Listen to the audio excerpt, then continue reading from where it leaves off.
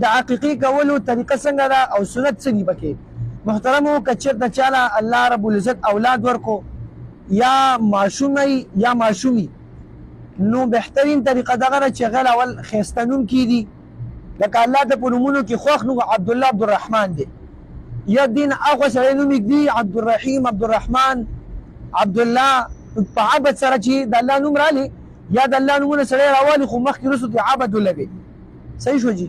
بهترین بیا به سړی غوږ کې اذان وکړي، ښي غوږ کې اذان، په ګس غوږ کې اقامت، او چې د قبلې طرف ته یو نیک سړی لبوځي بهتره ده. دې سره سړی یو خوږ شی یوسي یو عالم له هغه خوله کې وکړي، یعنې قجوره یوسي هغه یو عالم سړی په خوله کې چې کوم دی وچوپي او ماشوم له په خوله کې ورکړي هغه توکاڼې تېرې کړي، دا هم یو سنت طریقه ده.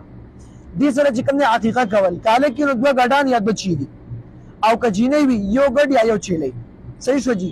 په اوومه ورځ که په اوومه نه یا څوارلسمه یا یوویشتمه که یوویشتمې ناوردل بیا یو مستحب او استحبابي حکم دی نه ثواب کار دی. صحیح شو جي. د هغې نه بس که چېرته سړی وي زه په غټ څاروي کوم نو غټ څاروي کې هم دا قرباني چې کوم دی عقیقه کولی شي.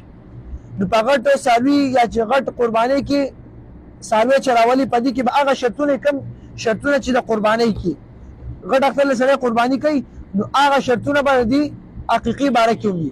غټ څاروی یعنې غاښونه به یې پوره وي 2 کال پوه شوي دغه شرطونه په دې کې. نو حقیقت چې کوم دی سنت طریقه دویم دا علما دا وایي چې کوم پلار وس کېږي او په زوی قرباني ونه کړي وایي دغه زوی به چې کوم دی قیامت پورې شفارس نه کوي، او چې غریب اس بیا خو څه نشته، په غریب باندې قلم نشته دی. صحیح شو جي.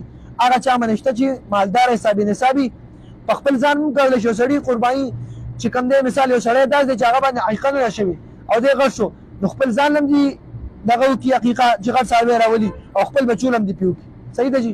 دا یو عامه مسله تاسو سره مې شریک کړه. الله رب العزت زموږ هر عمل د رسول الله صلی الله علیه وسلم نقش قدم باندې برابر کړي.